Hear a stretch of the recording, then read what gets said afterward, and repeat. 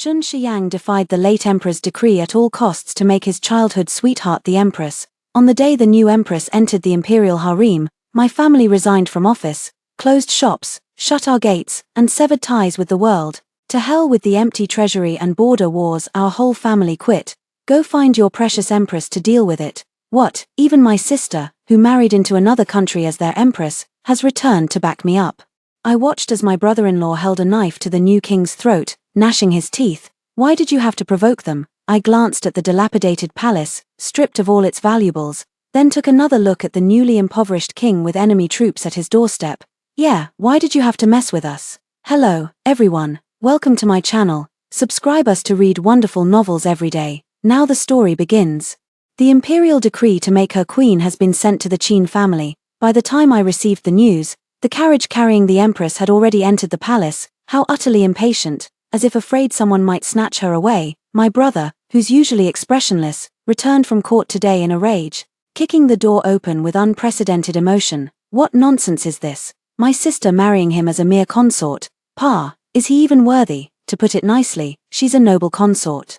To put it bluntly, she's just a glorified concubine. Back when the late emperor asked our family for support, he kept promising she'd be the empress, the legitimate wife. Now that the late emperor's dead, the new emperor's going back on his word. I poured a cup of water to help my elder brother calm down. What do we do now?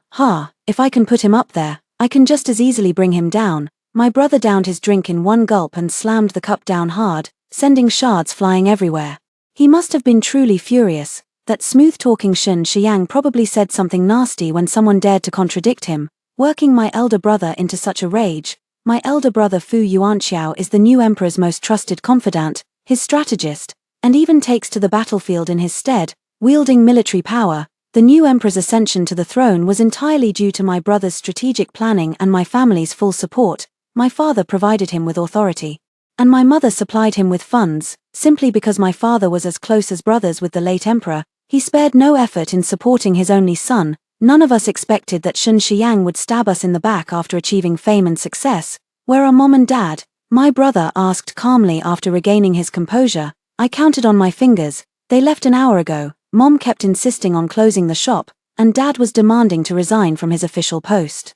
Even talking about relocating the whole family. Hearing this, my brother found it absolutely reasonable. I'll go resign too, he declared. I asked with great interest. Would those new emperors who kill the donkey after it's done grinding the millstone agree to that? I'll put a knife to his neck and make him agree. I shrank my neck slightly. Shun Shiyang, why did you have to provoke them? The imperial decree has arrived. My brother shot a piercing glare, drew the long sword from the display rack, and pressed its tip against the eunuch's chest. Tell Shun Shiyang this, my sister will never be a concubine.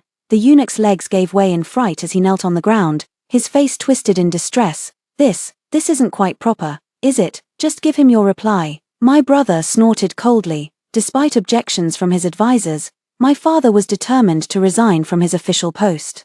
My mother publicly announced the discontinuation of the charity porridge distribution and prepared to close down the family shops. My brother went even further. In the council hall before numerous civil and military officials, he surrendered his military authority and resigned from office. According to my personal maid Xiaotsue, the new emperor was furious, saying the eldest young master was about to rebel against heaven itself. I grabbed some melon seeds and cracked them. If my elder brother wanted to rebel, he would have done it long ago. What an ungrateful fool. A voice sounded from outside the door, an elder's laughter. Truly an ungrateful fool. Shiyu's scolding is justified. I slightly raised my eyes, tossing the melon seeds in my hand back onto the plate, and bowed to the Empress Dowager with a composed expression. Your Majesty, what brings you here? Xiaotsue, go prepare some tea. The Empress Dowager took my hand with a kind expression. But I didn't miss the fleeting disdain in her eyes. No need for such formalities. I came mainly to ask Xiyu for a favor, to persuade Lord Fu and Lady Fu. If they were to step down now, wouldn't everything fall into chaos? Xiaotsue was stopped by the guards brought by the Empress Dowager, stomping her feet in frustration. But I gave her a look to stay calm. The new emperor has just ascended the throne, and everything is still in disarray. Wouldn't it be rather unethical to leave at this time? I forced a smile as I withdrew my hand, glancing at the fingernail marks left on it. Your Majesty must be joking. It was the new emperor who failed to keep his promise from back then. Let's not forget, my family supported Shun Shiyang precisely because of that promise. The Empress Dowager's good temper gradually waned, Defying an imperial decree is a capital offense. Does Xinxiang dare to behead my Fu family? Or do you, Empress Dowager, dare? I straightened my robes and sat in the host's seat, showing not the slightest fear of the Empress Dowager. At the Peach Blossom banquet 3 years ago, you drugged me, hoping to force me into a compromising situation with the Crown Prince to gain control over my Fu family. Unfortunately, my brother saved me. And your scheme failed, Your Majesty the Empress Dowager. I've never mentioned this to my family. But guess what if I were to tell them, not to mention my parents, if my sister, the Queen of Song, were to find out? Do you think the king who cherishes her above all else would lead his iron cavalry to tear down your fragile walls? The Empress Dowager's face grew increasingly grim, her dignified composure crumbling as she pointed at me in fury. You Fu Shiyu, this is treasonous, how dare you?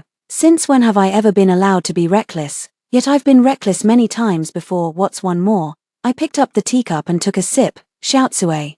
See our guest out. I refuse to believe the kingdom of Shun can't function without you lot. Watching the Dowager Empress's flustered retreat, I felt a surge of vindication. Just as I was about to ask Xiaotsue to fetch a pot of chilled wine, 3 little heads popped out from behind the screen. They are father, mother, eldest brother. Oh no.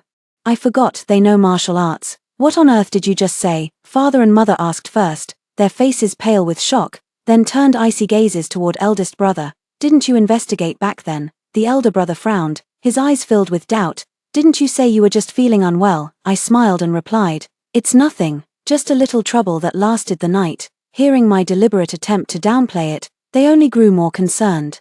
I felt somewhat helpless. How could I possibly say that if it weren't for the highly skilled healer by my side, my only options would have been to either sleep with a man or face certain death? After the meal, the family, exhausted from a busy day, wordlessly devoured their food with remarkable synchronization, father with his chopsticks, mother with hers, and elder brother occasionally adding a couple more bites. Though not particularly hungry myself, I ended up eating even more than they did.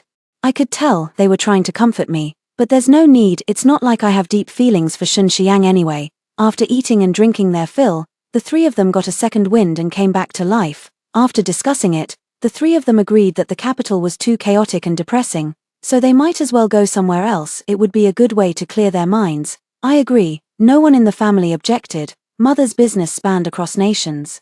Other emperors were eager to get a share of my mother's wealth, treating her as an honored guest. What a pity Xinxiang was blind to her worth. But I never expected that, the day before our planned departure, the emperor would summon me to the palace. Me, I'm not going. Who knows what kind of trick he's up to? The imperial eunuch whispered something in my ear, and my eyes flickered with understanding. Fine, I'll go. My elder brother grabbed my arm, but I gave him a reassuring look. Without even changing my clothes, I swaggered off to the palace, enter the imperial palace, proceed to the royal gardens. A group of people stopped me, a bevy of young women, all seemingly around my age, some even familiar faces. Well, who do we have here? If it isn't Fu Shiyu, what's the matter? No one wants you. Came to beg His Majesty for a concubine's title. Ha ha ha, not everyone is as fortunate as the Empress. Moving into the central palace on the very day the new emperor ascended the throne, His Majesty truly adores Her Majesty to the extreme. Indeed, I've heard the emperor nearly emptied the national treasury, all because he felt it would be too hasty and unfair to the Empress. I'm afraid some people are too busy being jealous to even catch up. The target of these words was all too obvious. I looked at them with pity. How pitiful, they've emptied the national treasury. The shops my mother gave me couldn't be emptied even if I moved things for 10 years. You, not getting the reactions they wanted, and even being left speechless by her retort, their faces flushed red with anger. I still need to see the emperor. Ladies, please continue your sarcastic games with the Empress. Farewell. I maintained the demeanor of gentleness and virtue, wearing an innocent and harmless expression, even when speaking with sarcastic undertones. I gave them no grounds for criticism, yet this very demeanor was all the more infuriating. This time, there were no obstacles on the road, only an emperor sitting in the grand hall, playing the pitiful victim. Shiyu, you've finally come. Look at how the imperial household is nearly destitute now. Could you ask your mother to? I cut him off. Your Majesty, haven't you been dipping into the imperial treasury lightly? I just heard on my way here that you've been spending lavishly for the new empress. How could you possibly be short of funds? You really do have a sense of humor. With that single sentence, I completely blocked his request for money. Watching his face turn from green to purple with rage was utterly satisfying. Shiyu, you've changed. The emperor sat on the high throne, looking down at me with eyes filled with confusion. doubt, and irritation.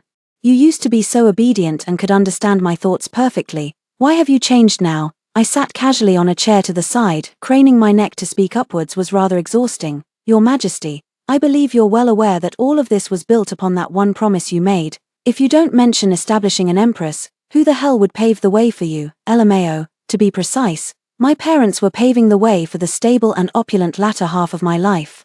He couldn't maintain his composure under my retort, his expression gradually darkening. Shiyu, I understand your resentment, but this is the result of my careful consideration. The Fu family's influence is too great. Once you ascend to the position of empress, some may fear your power overshadowing the throne and seek to impeach you. This is just a disguised way of pinning the blame on my family. Our family won't take the fall for this, with achievements overshadowing the ruler.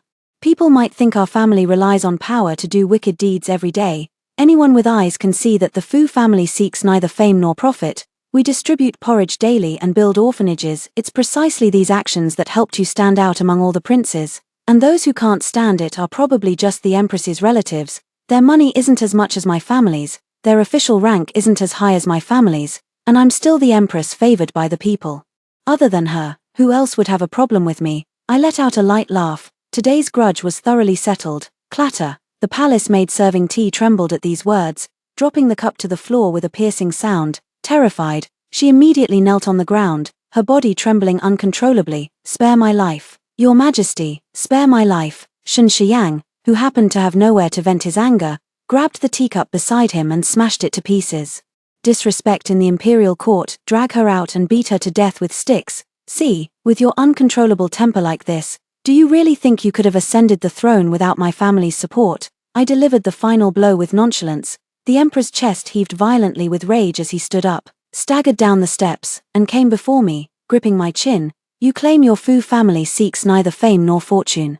Yet you still scheme to push your way into the imperial harem, onto the throne of empress. I gently clasped his fingers and applied slight pressure, instantly contorting his expression with pain. Yet this position, if discarded, wouldn't it just be discarded? It's not like you cherished it much anyway, is it? My casual demeanor suggested I was discarding not just the title of empress, but the emperor himself as well. Fu Shiyu, how dare you be so insolent? Shen Shiyang, you've damaged my hearing. Your imperial treasury couldn't possibly compensate for it now. Since you're fine, I'll take my leave now. I stood up, shoved past him without sparing any courtesy, and walked straight away, leaving him alone to lose his composure and hurl curses at my retreating figure. I remained unmoved, even finding it somewhat laughable. How could I have agreed to help such a despicable person back then? Outside the palace gates, near where the carriages were parked, a crowd had gathered. Judging by their attire, they were noble women. Slap her face for me. My sister is the queen. How many heads do you have to spare for offending me? Just a disobedient lowly maid. If I want her dead, she dies. Who dares hold me accountable? Faintly, I heard Xiaozui's muffled sobs. Taking several steps forward, I pushed aside the noblewoman blocking my way. When I saw it was truly Xiaozui, fury blazed through my heart. Well, who do we have here? If it isn't noble consort Fu Shiyu, what you dare interfere when I discipline my servants? Qin Xie was looking at me with a provocative gaze. I yanked Xiao Kui up, my heart aching at the sight of her swollen face. My sharp eyes turned toward Qin Xie, filled with venomous coldness. Since you've taken it upon yourself to discipline my maid, I took 2 steps forward, my chilling presence halting Qin Xie's attempt to retreat, gripping her firmly.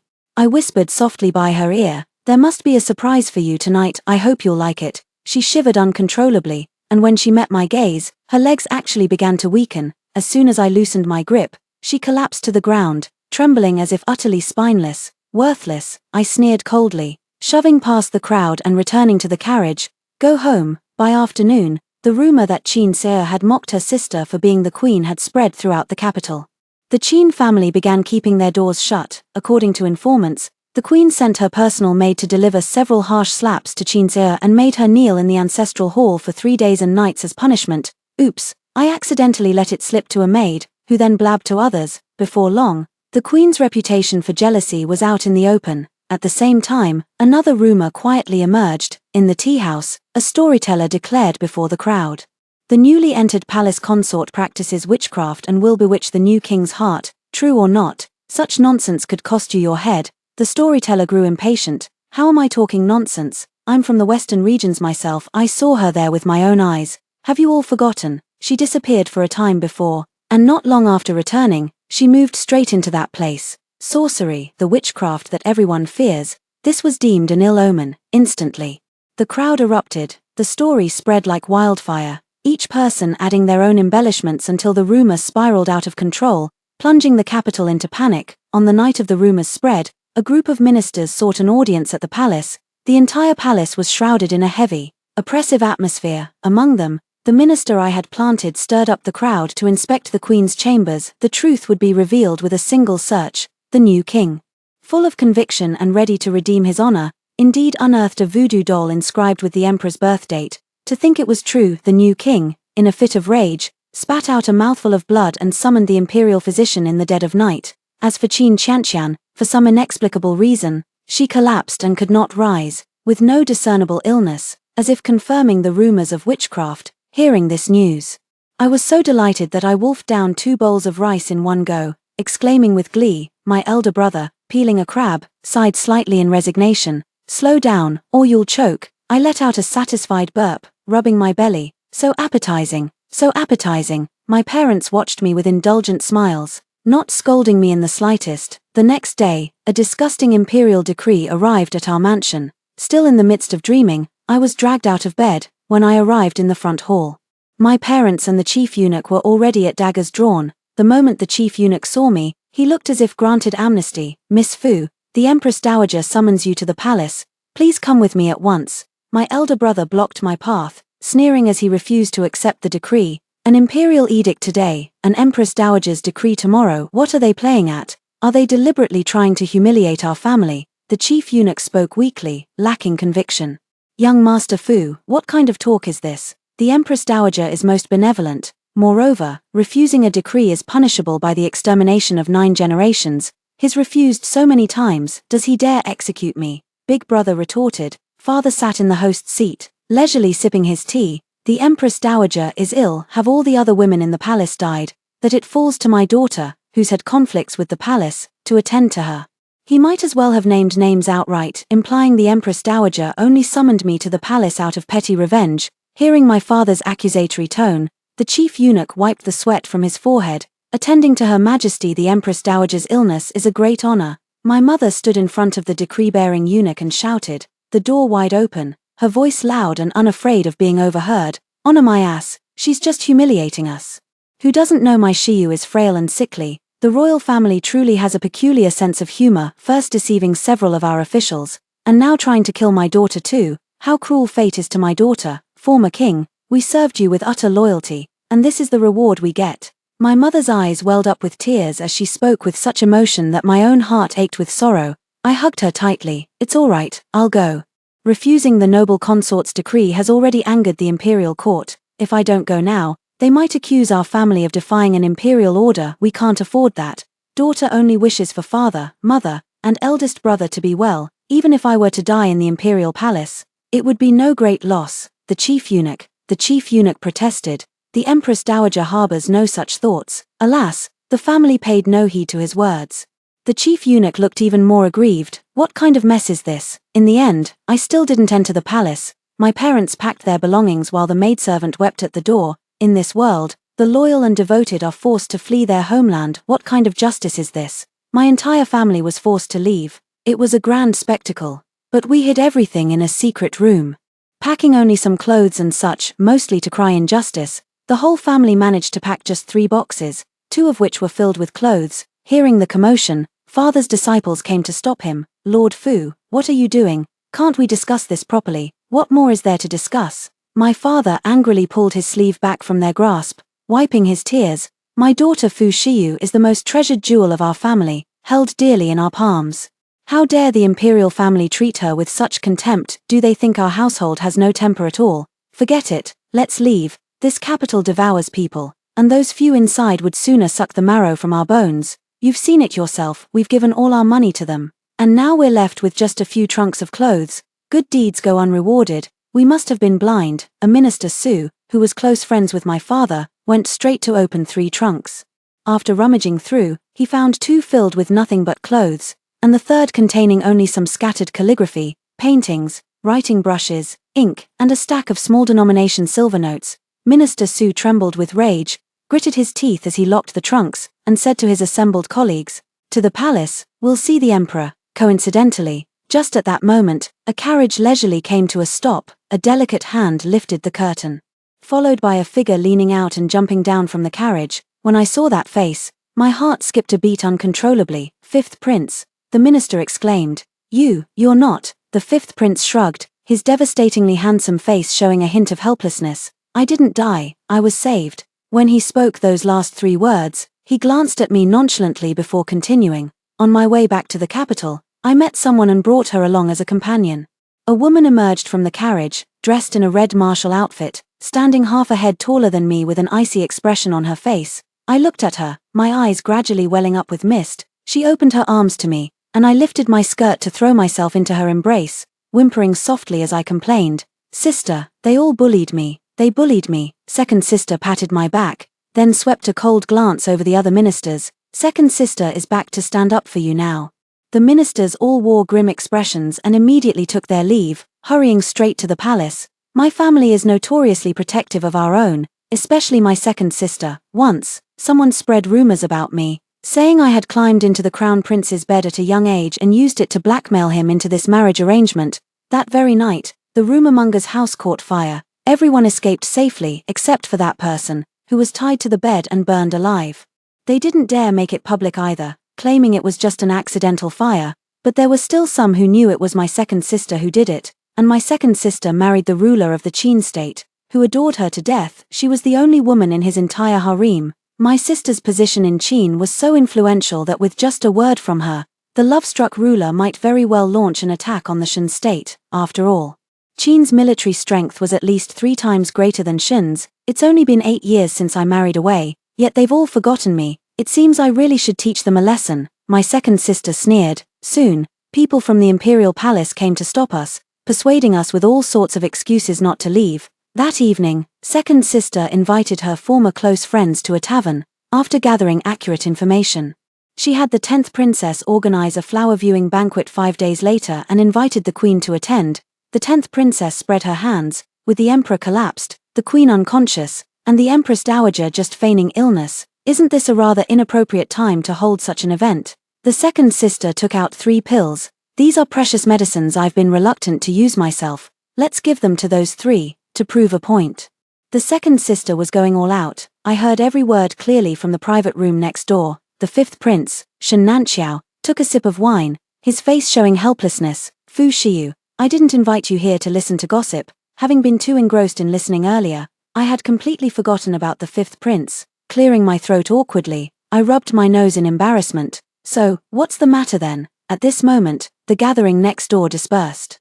And only then did the 5th prince leisurely say, "For saving my life, it's only proper to offer myself in marriage." My hand holding the teacup paused. "What does Miss Fu think of this proposal?" Was that even a question? I gritted my teeth. "I currently have no plans to marry." He nodded. "I thought as much." "What?" Then he added, "I have no place to stay in the capital. Would Miss Fu be willing to take me in for a while? That would temporarily exempt you from marriage." Hearing that I didn't have to get married, I immediately said, "Deal." After speaking, I saw his triumphant smile and belatedly realized I'd been tricked. How does he always get the better end of every deal? "A woman's word is as good as her bond, no takebacks," he said. I stomped on his foot twice under the table in frustration to vent my anger. He didn't seem hurt at all and only laughed more heartily. The 10th princess's flower viewing banquet didn't happen. But the Mid-Autumn Palace banquet arrived first. This being the emperor's first year on the throne, Shen Xiang ordered it to be held with extra extravagance. My second sister sneered upon hearing this. "Seems like they're quite wealthy, aren't they? Why pretend to be poor?" My mother counted the silver taels while chiming in occasionally. "Exactly, they're clearly taking advantage of Shiyu's good nature." A cold smile played on my second sister's lips as a storm brewed in her eyes. With my second sister here, I felt completely at ease. Hugging the pastry box, I happily munched away while lounging on the daybed. A soft chuckle escaped me as I lifted my head to see the 5th prince, who had arrived unnoticed. He was seated across from me, his eyes laced with amusement. I quickly lowered my legs, 2 faint blushes drifting across my cheeks. "Greetings, 5th prince. Since when has Lady Fu become so formal after waking up?" Hearing this, the old woman counting money set down her silver, and second sister, who had been brewing plans for revenge, straightened up, her eyes darting back and forth between me and the fifth prince. Second sister, Fu Shiyu, what's going on between you two? Though I relied on second sister, I had also been disciplined by her plenty as a child. The moment she questioned me, my body tensed uncontrollably, and I flusteredly explained. We don't have anything going on. Second sister's gaze grew even more profound. Why are you so nervous? I looked pleadingly at the fifth prince across from me, only to find him smirking with schadenfreude, showing no intention of helping me, on the verge of tears. Just as I was pondering how to explain, he finally spoke up. It's nothing much, just that yesterday I annoyed Miss Fu, and she stomped on my feet several times. With that, the fifth prince stretched out his foot. See?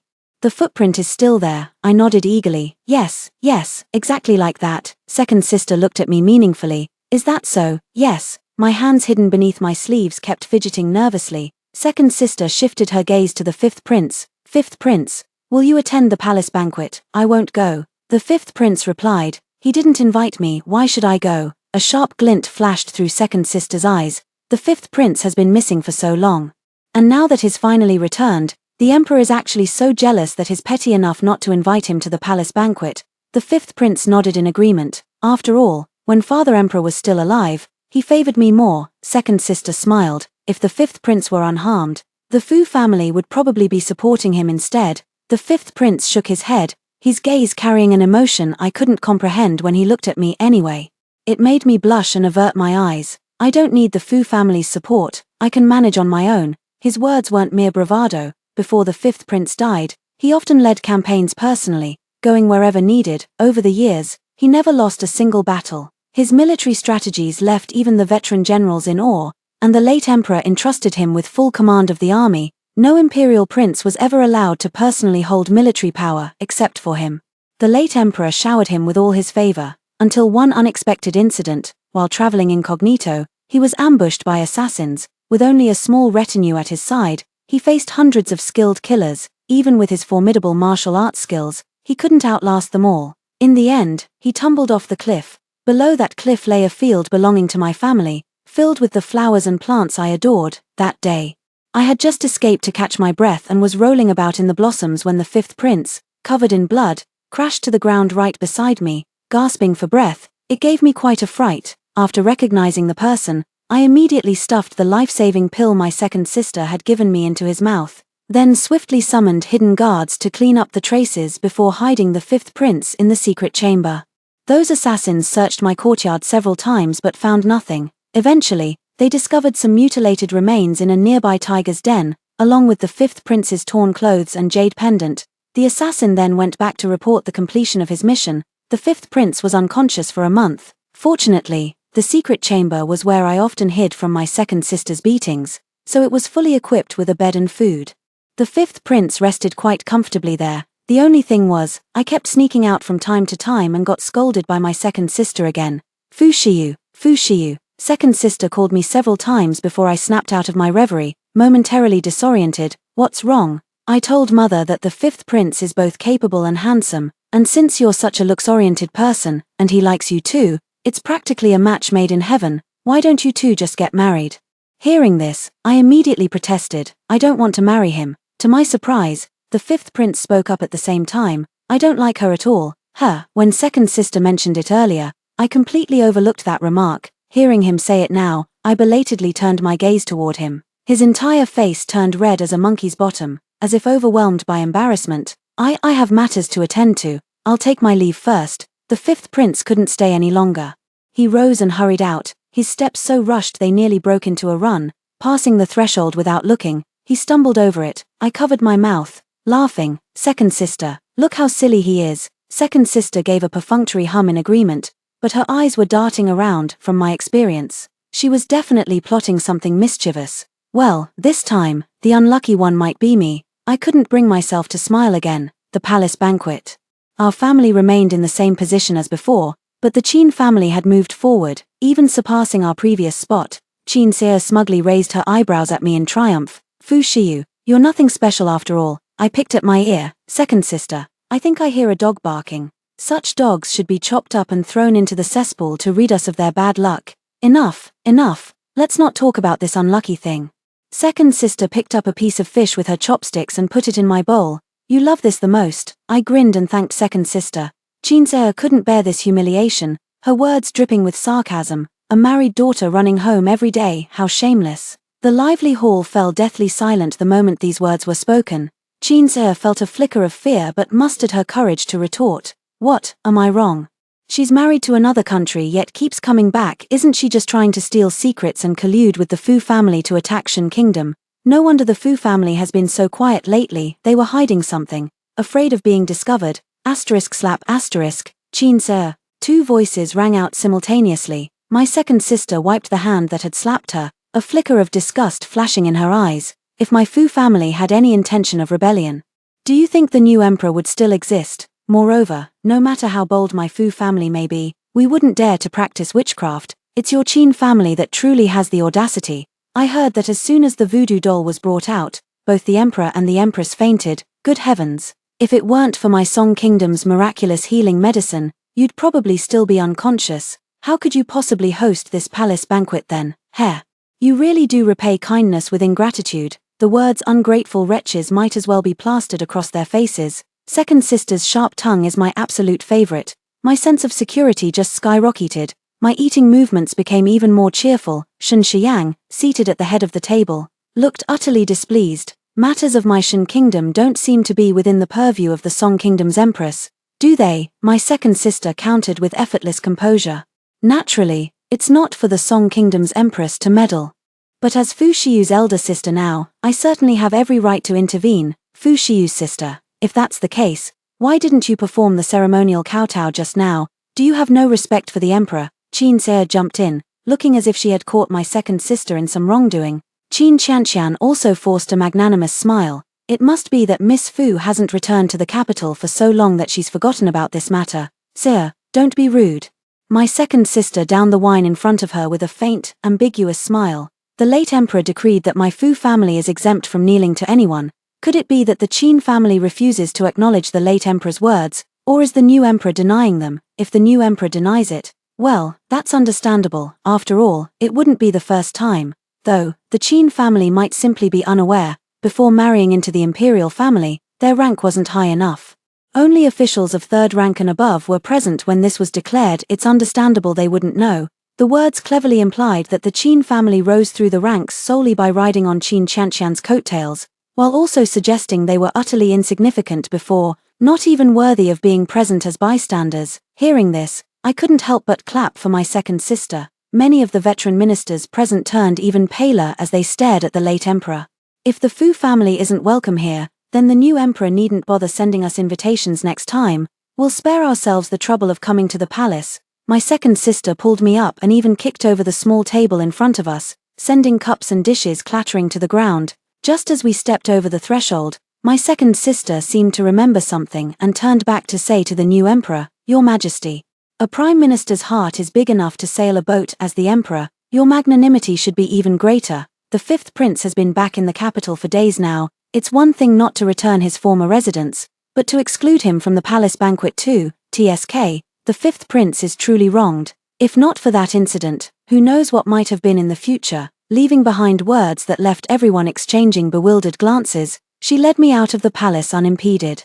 Once in the carriage, I collapsed onto the seat and let out a sigh of relief. That felt so satisfying. As I spoke, I couldn't help but start laughing. My sister pinched my cheek, her eyes filled with affection. Fu Shiyu, we'll have some excitement to watch soon. I stood up, my eyes glinting with schadenfreude. What's the story? Your brother-in-law came chasing after you. Heard he got stopped at the border. Seems there was some friction. My heart tightened. Is brother-in-law all right? Of course he's fine, but with no generals or leaders at the border now, they'll probably come begging for help again before long. The states of Song and Shen share a border. While most other states have been devoured by Song, Shen remains safe and sound, all thanks to my Fu family. One is my second sister, the apple of my eye. The other is my eldest brother, my closest confidant. Back when my eldest brother was traveling, he accidentally met my brother-in-law, and only later got to know my second sister. It was love at first sight, and he immediately launched an intense pursuit. After he stole my second sister away, my eldest brother was depressed for quite a while. I treated you like a brother, and you had the nerve to covet my sister. My eldest brother pointed at his nose and scolded him. The way my brother-in-law pretended to be clueless, looking around at the sky and the ground, is still vivid in my memory to this day. I burst out laughing and hugged my second sister's arm, coquettishly clinging to her for a while. Sis Tilda, I want to eat the lychees from Song Country Tilda. Alright, I'll write to your brother-in-law right away and have him bring some for you. What? Qin Jisheng has been appointed as the cavalry general. Second sister couldn't stop grinning when she heard the news from the hidden guard. Eldest brother was so shocked by these words that he spat out his water.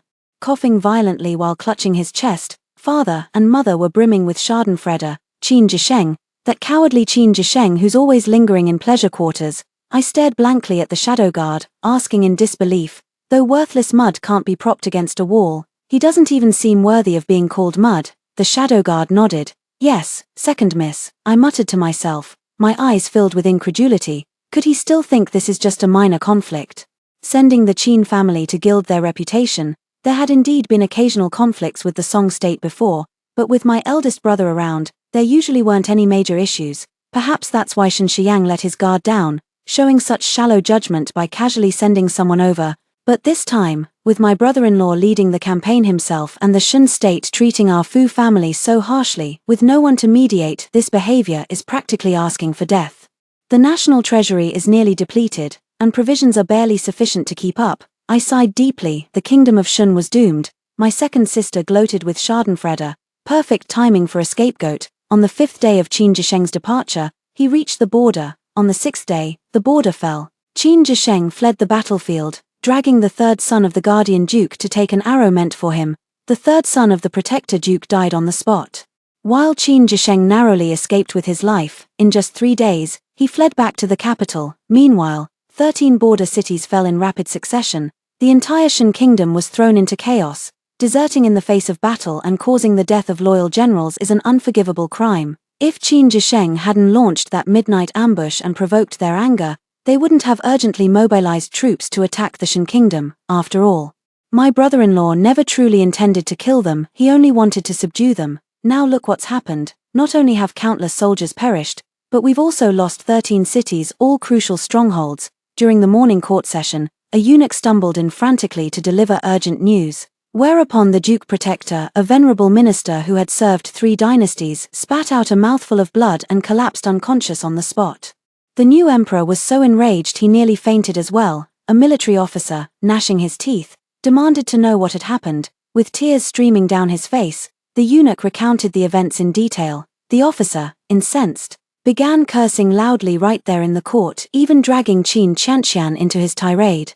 The entire nation is now calling Qin Qianqian a seductive concubine who brings disaster to the country, with her second sister conveniently bringing up the previous incident involving witchcraft. The title of seductive concubine was thus firmly established. Many even took to the streets, demanding the new emperor strip Qin Qianqian of her position as empress. Memorials from ministers flooded the palace like snowflakes. During dinner that evening, we discussed the matter, the eldest brother said.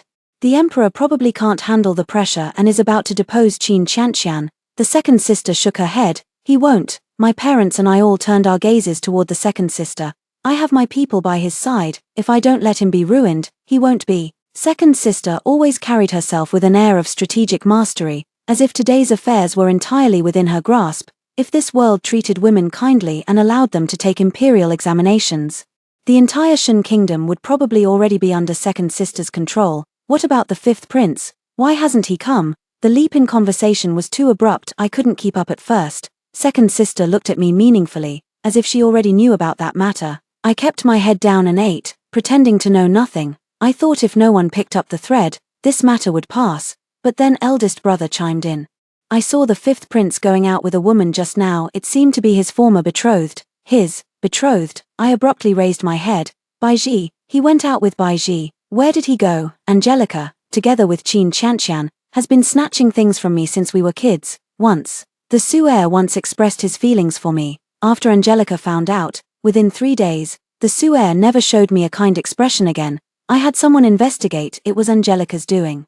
Out of jealousy, from then on, I became even more cautious about avoiding men. I dropped my chopsticks in panic and rushed out the door, only to collide headlong with the returning 5th prince. After stumbling back, I noticed Baiji standing beside him. I immediately grabbed the 5th prince and pulled him behind me, pointing at Baiji with reddened eyes. Baiji, what are you trying to do this time? Angelica Bai smiled ambiguously. What did I do? Naturally. I told the fifth prince everything you've done in detail. Having said that, she then cast a flirtatious glance at the fifth prince. Don't forget what I told you. Trembling with rage, I ordered the doors to be shut and decreed that Angelica be forbidden from entering henceforth. The fifth prince said with a smile. Why so angry? I grabbed the fifth prince and dragged him inside, heading straight for my boudoir, my face dark. The fifth prince smiled and greeted my eldest brother and second sister. With a forceful tug from me, he gave a helpless smile. My eldest brother was about to get up and chase after us, but my second sister stopped him. Hey, what are you butting in for? The eldest brother frowned tightly. What's going on here? Your little sister is jealous, that's a good thing. Otherwise, how would these two tight-lipped gourds ever speak up?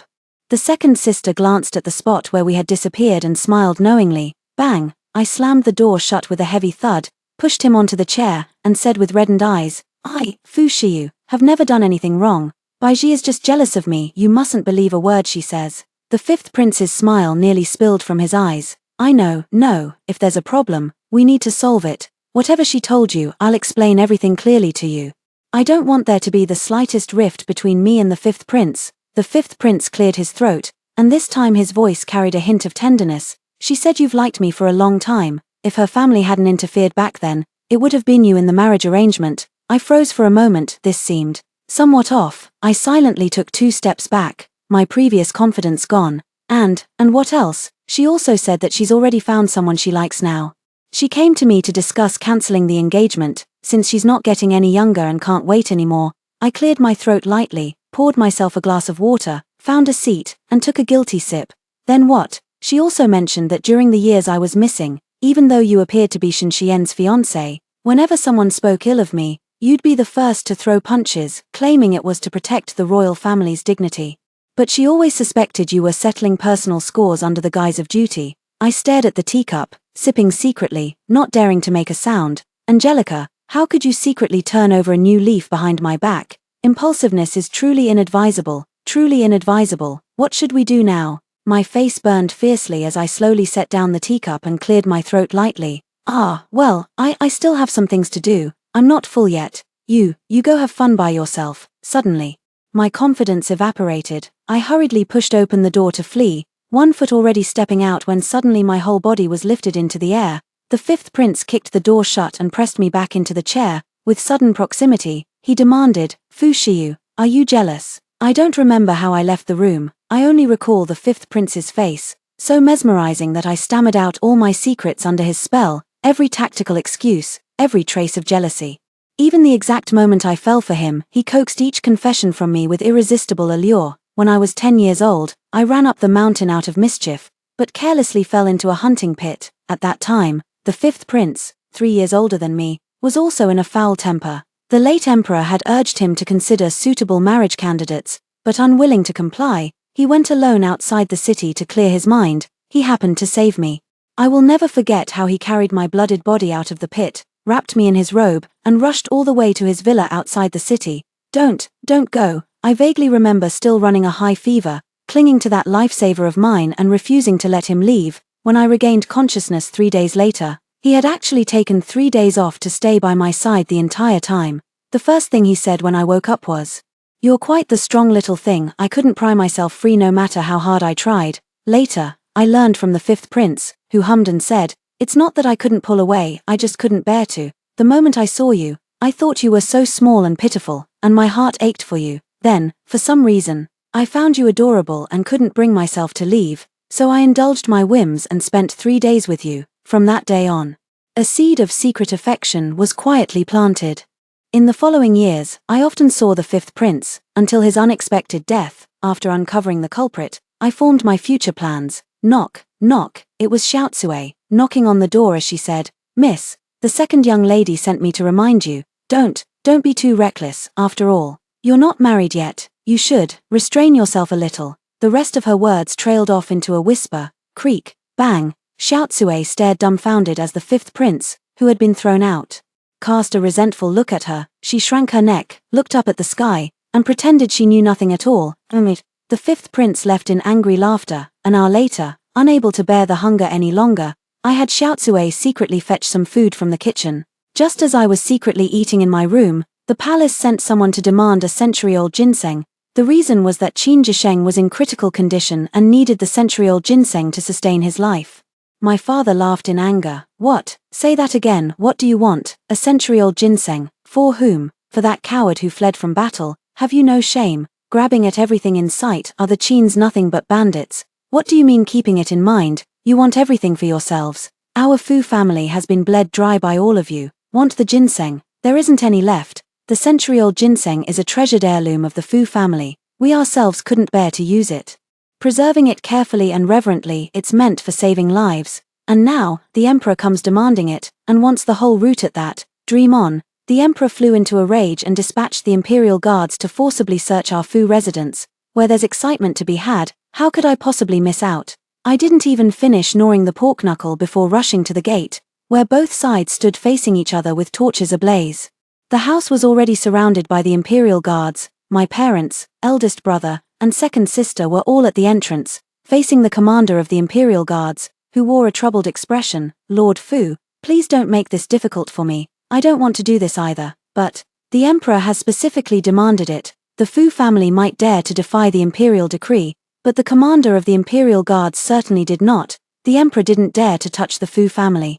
But he had no qualms about executing the entire household of the imperial guards commander. Commander, be so kind as to inform His Majesty that if he wants the ginseng, he can dream on unless he steps over my dead body. This. The Imperial Guard's commander grabbed a subordinate and ordered him to return to the palace with this message. The Fu residence wasn't far from the Imperial Palace, so the round trip wouldn't take much time. The subordinate trembled as he spoke. His Majesty. His Majesty said. The chief steward kicked him in the rear, gnashing his teeth. Just spit it out already. His Majesty said if the Fu family dares to defy the imperial decree, then show no mercy, kill them all. With these words, the Fu family completely severed ties with the imperial family. The steward gritted his teeth. Fine. I only hope that Lord Fu, remembering our past as classmates, will spare my family from hardship. As he finished speaking, he raised his longsword to his neck, about to take his own life, when second sister stopped him. Trouble yourself to deliver another message. If they want the ginseng, the emperor and empress must come to the Fu residence together. Otherwise, the Fu family will settle accounts for all past support given to the emperor along with the signed promissory notes. Moreover, my Fu family possesses the Shangfang sword, which can execute corrupt officials above and foolish rulers below. The last 4 words were uttered with particular emphasis. At this moment, the 5th prince appeared, revealing himself. I'll return with you. The chief steward stared at the 5th prince in astonishment. Your Highness.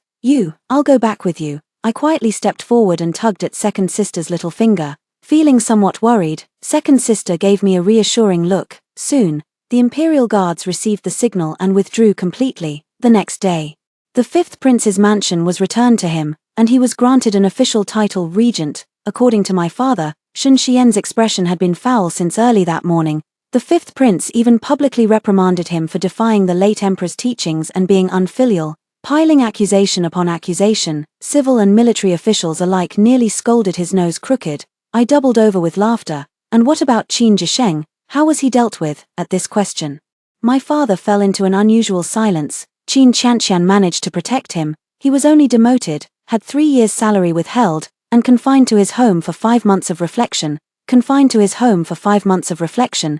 Is this for Qin Jisheng to recuperate from his injuries? The military officials were so furious they collectively submitted their resignations. It was the regent who stepped in to stabilize the situation.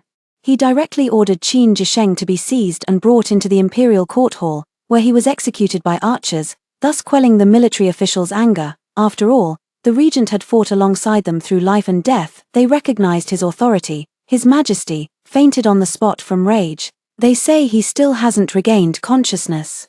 The regent employed iron-fisted measures in the imperial court to stabilize the situation and proposed peace negotiations with the Song kingdom.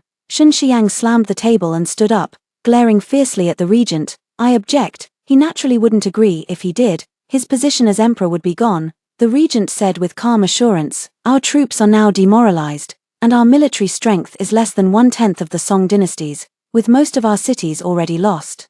If we negotiate peace and offer what they want, we might still survive for a while longer. If the emperor insists on refusing and resisting to the end, the Song dynasty's attack will come in just a few days. Have you, as emperor, considered the safety of the common people in those few days? At this moment, Seeking peace is the wisest course of action. I disagree. I refuse to agree. As long as I refuse, don't even think about peace negotiations.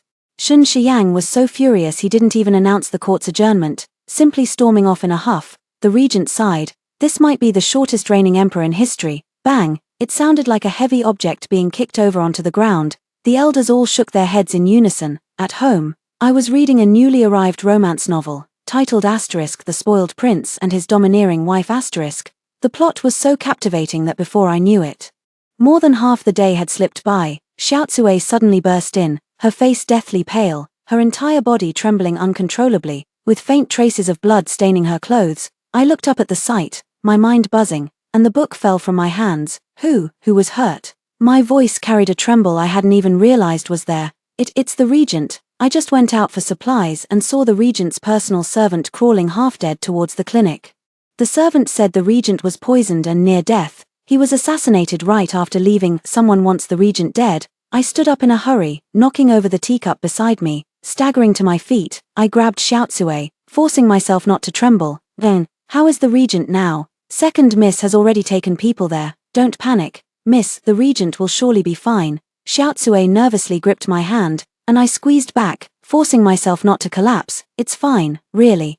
But after just 2 steps, a metallic taste of blood surged up my throat. Crimson streaks dripped from the corner of my mouth down to my chin and onto the ground, while waves of dizziness blurred my vision. Miss, someone, quick, someone. The young mistress is vomiting blood. I wanted to grab Xiaotsue, but as soon as I opened my mouth, blood gushed out, my body collapsed to the ground, and I completely lost consciousness. I had a long and complicated dream. I dreamed of an old man telling me, run eastward, and never look back. For some reason, I trusted him completely. I ran for a long time, until I was exhausted, until I wanted to give up. Then, faintly, a glimmer of light appeared. I ran desperately toward that light. The light grew brighter and brighter until I passed through it. Phew. I suddenly woke up with a start, gasping for breath, my eyes wide open, my entire body tense. Fushiyu, you're finally awake. My second sister's powerful bear hug nearly took half my life.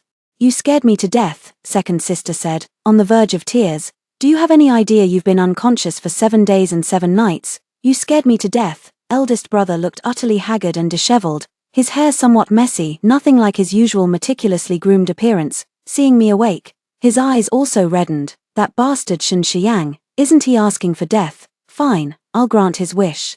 Second sister's eyes flashed with venomous malice as she ordered brother-in-law to charge straight to the capital. What about Shun Nanxiao? How is he? I tugged at second sister's sleeve and asked with concern. Second sister's expression seemed somewhat speechless. Second sister said, he's not poisoned. He's faking it. He's trying to deceive me. I let go of the hem of my clothes, my fingers retreating back under the blanket. So, was all my frantic worrying for nothing?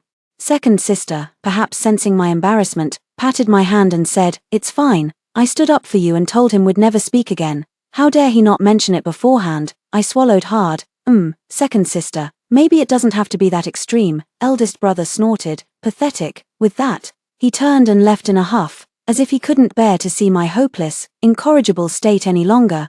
I tugged at second sister's sleeve. Sis, what exactly is Shun Nanxiao's purpose in coming back? On the surface, he appears to be acting for the imperial family, yet he feigns poisoning to tarnish their reputation. Their reputation was already in tatters. What difference does a little more or less make at this point? Second sister scratched her head. I don't know either. I lay on the bed, unable to sort out these thoughts. I kept feeling like Shun Nanxiao was hiding something from us.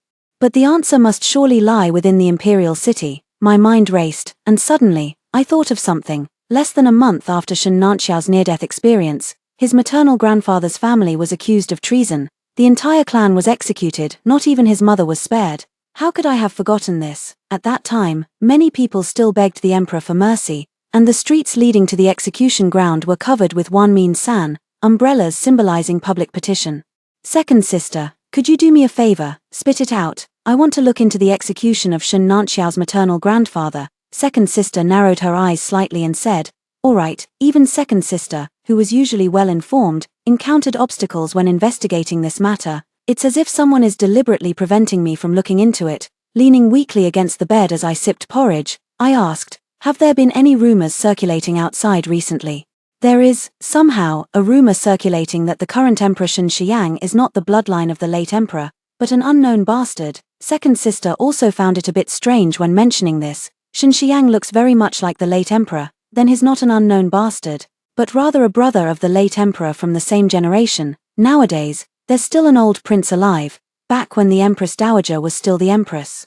In order to help her secure that position, the old prince stopped at nothing. Then, everything makes sense now. The day before yesterday, while you were still unconscious, someone attempted to assassinate the Empress Dowager. The Empress Dowager seems to have been frightened out of her wits. She's been drifting between lucidity and madness, plagued by nightmares every night. As for Shun Xiang, no one knows what's gotten into him either. His temper has turned foul, smashing bowls and vases at the slightest provocation. Yesterday at court, he publicly executed a minister, and the day before when leaving the city, he even killed a commoner. No one can stand him anymore. Serves him right. The old prince's affairs were also exposed. It's said that the Empress Dowager went mad and blabbered it all out. He even revealed that Shun Xiang was not the late emperor's biological son. This caused turmoil in the imperial court. But there was no way to trace the truth or conduct a blood test with the deceased emperor. No matter, wasn't there still the old prince? The old prince refused and claimed his reputation had been slandered. He had only one wife, the old princess consort, throughout his life, with no concubines. The sudden appearance of an illegitimate child was something he couldn't accept. He even said, "Those who spread such nonsense, aren't you afraid your tongues will rot? My wife's health is already poor if you keep spouting lies. Don't blame me for being ruthless." His words, full of loyalty and righteousness, reached the Empress Dowager's ears within a quarter of an hour. Naturally, it was an embellished version. The imperial physician was still present at the time. With a single needle from the physician, the Empress Dowager regained much of her clarity. Upon hearing the news, she trembled with rage, grabbed a whip, and stormed straight to the old prince's quarters. She had the door kicked open and was about to lash the old prince. It was truly explosive. My second sister and I secretly changed our outfits, donned veils, and blended into the crowd to watch the spectacle. "You dare deny that Shun Xiang is your own flesh and blood? Stop pretending to be virtuous. Everyone knows how wild you are behind closed doors. I bet you've got beauties stashed away in your basement too." The old prince kept dodging the accusations. He valued his reputation above all else. Why else would he have crafted such an exceptionally rare persona for himself? Furious, he spat out, "Have you lost your mind? If you're insane, go see a doctor instead of making a scene here. Crazy, crazy, crazy, you keep calling me crazy every single day." The Empress Dowager lashed him again with her whip, leaving his flesh torn and bleeding. "When you slept with me, swearing your son would become emperor, why didn't you call me crazy then? Too weak and cowardly to rebel yourself. So you thought cuckolding the late emperor was the way? Which dog was it that kept saying just the thought of it thrilled him? Absolutely breathtaking." The surrounding crowd was utterly delighted, buzzing with excited chatter. "You wouldn't dare lay a hand on the late emperor, but you dared to move against Shun Nanxiao. You caused the extermination of the entire Mo Protector's clan, and you secretly assassinated Shun Nanxiao just to protect your son. If we investigate, I refuse to believe there won't be any traces left." Crack. The old prince viciously slapped the Empress Dowager, bringing this farce to an end. That single remark was enough. Shun Nanxiao, feigning frailty, stood before the grievance drum and struck it once. "Then again, your subject Shun Nanxiao has been wronged. I beg your majesty to investigate thoroughly." Investigate what? Investigate the old prince. The new emperor refused, but the ministers opposed him, with some even demanding his abdication. The new emperor had no choice but to summon the old prince. At court, the old prince looked as if he were suffering from constipation. It was said that the old princess consort was so enraged that her vital energy surged to her heart, nearly costing her life. Shun Nanxiao directly presented the court notarization. "Your Majesty, please punish the Empress Dowager and the old prince, a son upholding justice by sacrificing his own father and mother." "Shun Nanxiao, what exactly do you want? Are you determined to drive me to my death?" Shun Xian's accusations rang out one after another as he rose from the dragon throne, grabbing a memorial and hurling it straight at Shun Nanxiao. "Why did you come back? Has anything good happened since your return? You're nothing but a jinx. Not only did you cause your own family's demise, but now you must ruin me too." "Shun Nanxiao, you," a eunuch stumbled in frantically. "No, no more. The Song army is attacking." Shun Nanxiao, who had been groveling moments ago, straightened his posture. With calm yet mocking eyes fixed on Shun Xiang, he walked to his side and asked in a whisper, "Your Majesty, I heard you hold grudges best. Does the slightest displeasure make you want others dead?" Shun Xian's eyes turned cold. You colluded with the Song Kingdom. Wasn't it your highness who acted willfully, humiliating the Fu family, leaving no one to guard the borders for you? This is clearly the consequence of your own actions. How can you blame me? However, I can already imagine how the history books will portray you, not as a tyrant, not as a wise ruler, but as a worthless fool beyond all help. Shun Nanxiao burst into laughter as he spoke. A group of soldiers stormed into the imperial palace, meeting no resistance. Her brother-in-law even kicked Shun Xiang to the ground, shouting, "Useless trash," causing trouble without any ability. That kick carried deep resentment. If it weren't for his mischief, my sister wouldn't have traveled thousands of miles back home, nor would she have left him alone in an empty house for so long. My brother-in-law is extremely attached to my sister and can't bear to be apart from her for even a moment.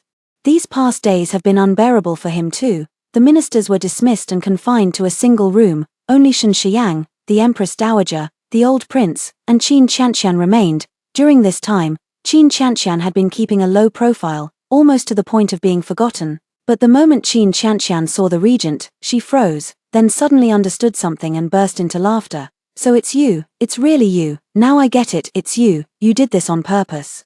You deliberately taught me Jiyu sorcery, made me cast a curse on Shun Xiang, you just wanted to come back for revenge, didn't you? Ha ha ha, Shun Nanxiao, you're truly disgusting. Witchcraft doesn't exist, but Jiyu sorcery does. And how did Shun Nanxiao learn it? Naturally, I taught him. I stepped out of the shadows, walking step by step until I stood before Qin Qianqian, watching this farce unfold as I pinched her chin. Qin Qianqian, you see, you still can't compare to me. You'll always be the losing dog. I studied Jiyu sorcery because a Jiyu had been planted inside me, leaving me frail. Since they couldn't find the mother Jiyu, my parents resorted to learning some Jiyu techniques to help me counterbalance it. And this Jiyu was precisely the one Qin Qianqian had cast on me. Because she had cast it before, when we met again, she believed it without the slightest hesitation. Shun Xiang is such a useless piece of trash, I stopped wanting him long ago. Since you seem to like him so much, I'm giving him to you. How about it? Happy now? I laughed, then turned to look at Shun Xiang, who was staring at me in a daze. How was the nightmare? How was losing control? Did you enjoy the taste of being drugged by me? Otherwise, how could you have drugged me again and again, once? He nearly succeeded. Afterwards, he even joked about it with those people and spread rumors. If I hadn't discovered it in time, who knows how the gossip would have spread by now. My thirst for revenge runs deep. I whispered softly, Shun Xiang, your days of peace are numbered. My brother-in-law ruled with an iron fist. Those willing to surrender could stay. As for those who refused and still stirred up trouble, the blade flashed coldly. The man who had just cursed my brother-in-law as shameless hadn't even closed his mouth before collapsing to the ground like a broken kite. My brother-in-law wiped his long sword absent-mindedly, his voice dripping with coldness. I'm not that patient either. If you want to die, do it yourself. Stop wailing in my ears, it's bad luck. In an instant, everyone fell silent, not daring to even breathe loudly. One of my brother-in-law's generals called for him on urgent business. With an aloof hum, he ordered the general to deal with these people and then strode away. Actually, it was a secret code between my brother-in-law and the general. Too lazy to deal with it, he just ran away. My home became my brother-in-law's temporary office. As soon as he entered and the door closed, he completely dropped his aloof demeanor and dashed toward my second sister at lightning speed. Oh dear, madam, I've missed you so much. Plop, sitting nearby, I watched this scene unfold when the walnut I hadn't finished shelling fell onto the plate with a crisp sound. Second sister pushed her away, displaying a rare hint of maidenly shyness. What are you doing? Little sister is right here. Look, look, look. Second sister has really become gentle. Before, she would always call us by our full names, and now it's little sister. Oh ho ho. I only dare think these words in my heart. Saying them out loud would get me beaten. My brother-in-law cleared his throat lightly and shot me a meaningful look. Still not leaving. Have you no shame? I pursed my lips. Oh tilde tilde. I dragged out that last syllable, dripping with teasing sarcasm. Brought you some lychees, and 2 chefs too. Have them cook you something delicious. Go on. Hurry up. The moment I heard that, I stopped dawdling. I immediately hopped off the daybed and even thoughtfully closed the door behind me. Cook cook cook. Just thinking about it makes my mouth water. The consequence of indulgence was stomach pain in the middle of the night, with Shun Nanxiao scolding me while massaging my belly.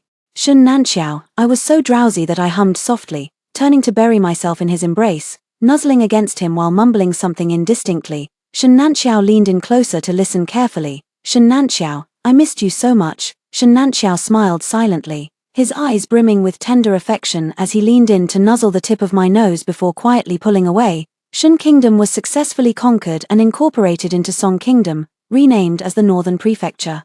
Shan Nanxiao had no interest in the title of Northern Prefecture King, nor did he wish to be bound by it again. His brother-in-law then sent a trusted subordinate to take over. Upon taking charge, the subordinate began a thorough purge. This subordinate was one who couldn't tolerate the slightest impurity. The execution platform operated from dawn till dusk, and the stench of blood could be smelled from 3 miles away. As for the Empress Dowager and her entourage, they were left entirely to Shan Nanxiao to deal with. Shan Xian's feet were tied to one end of a rope, the other end fastened to a carriage. They circled the city 3 times, scattering countless sheets of paper, each inscribed with Shan Nanxiao's great achievements. Since he loved fame and reputation so much, they tore them to shreds. The Empress Dowager, while the old prince was tied to the railing at the entrance. Anyone who threw rotten vegetables would be rewarded with gold.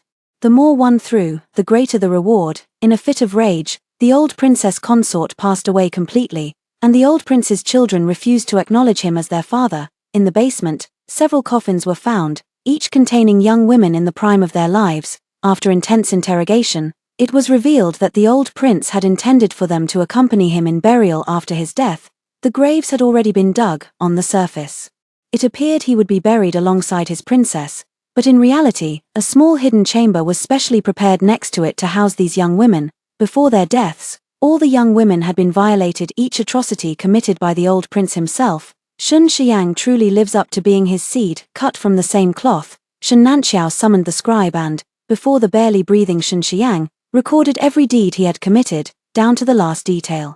Ensuring his name would be remembered for centuries, he no longer had the strength to resist, his eyes hollow, lost in unknowable thoughts. Only after the scribe had left did he call out to stop him. He wanted to see me. Upon learning this, I went. As soon as I arrived, I saw him lying in the dungeon like a pile of mud, clearly having suffered severe torture. Those assassins were sent by the old prince, but this idea was proposed by Shan Xiang. He simply wanted Shan Nanxiao's life. You wanted to see me. I arrived before the dungeon cell, gazing at him with indifferent eyes. Shan Nanxiao's eyes flickered as he looked at me, smiling bitterly, as if murmuring to himself, yet also speaking to me. I had a dream. I dreamed that you didn't refuse, that you married me step by step as planned. The entire Fu family was under my control, and you even went so far as to break ties with your sister, stealing the defense map of Song country for my use. Fu Shiyu.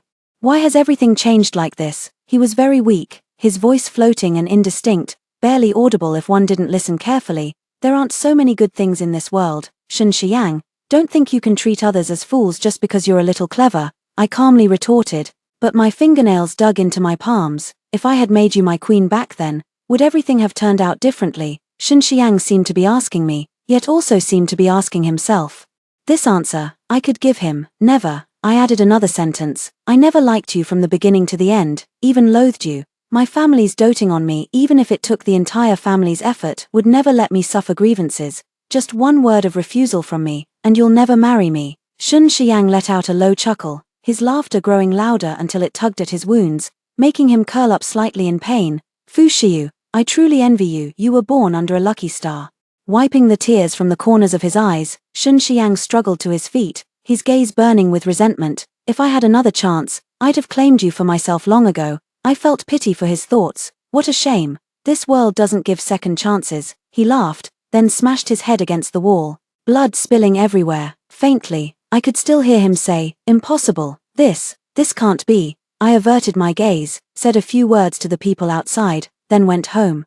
Qin Qianqian's entire family, exterminated to the 9th degree. Anyone close to Qin Qianqian didn't escape. That day at the execution ground, I made a point to look at her. She knelt on the ground, begging me to spare her, tears welling up, a perfect picture of a beauty in distress.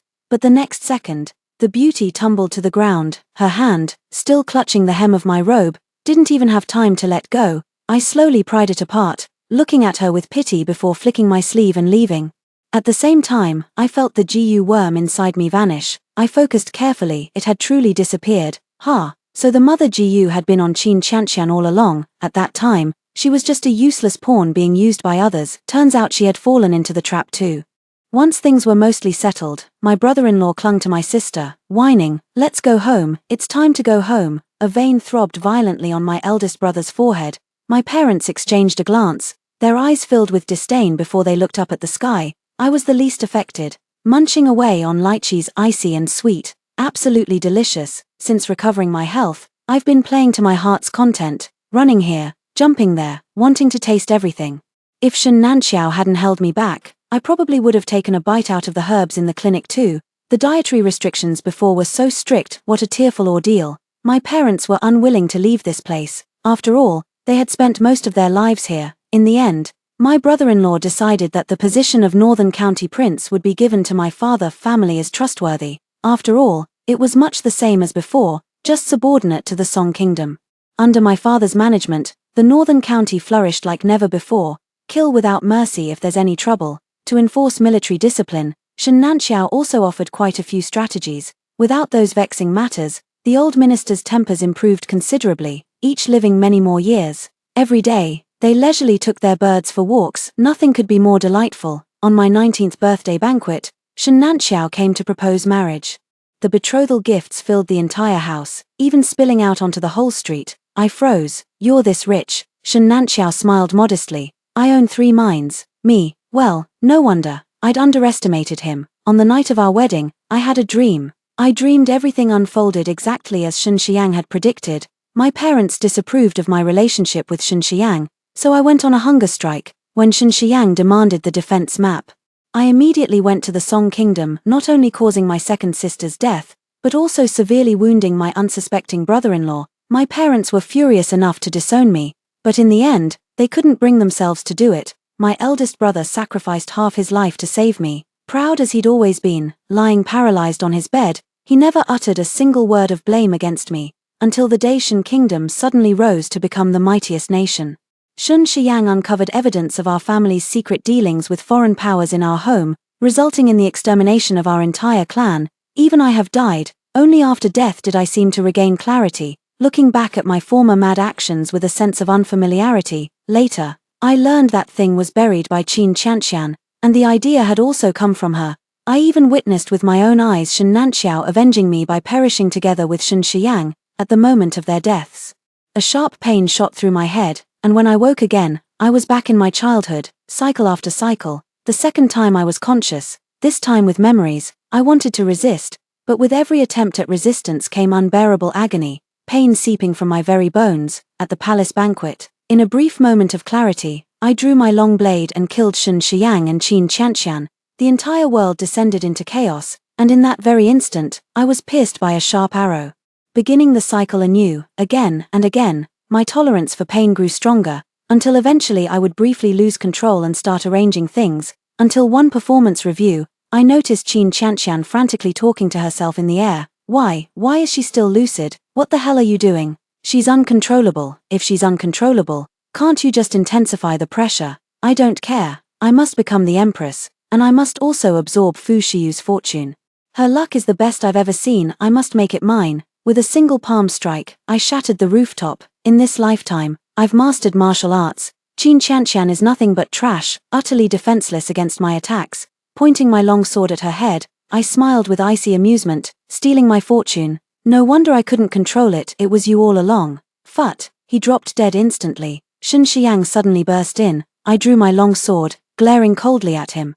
I almost forgot about you. Every time, Shen Xiang was the one who was both stupid and wicked. Let's die together. The long sword plunged into his body. Ah! A piercing scream echoed in my head, accompanied by waves of sharp pain. At the brink of death, Shen Xiang drew the dagger he carried and plunged it into my heart. This time, I died again. Yet, the next time I discovered, I am free from all restraints. I can control myself now. There will be no more erratic behavior in this life. I can finally love my family properly. A slight tremor shook me awake from my dream of memories. It's Shen Nanxiao. He gently wiped away the tears at the corner of my eye. What's wrong? I wrapped my arms around his waist and mumbled. It's nothing. It's fine. It was all over. After that, everything went smoothly.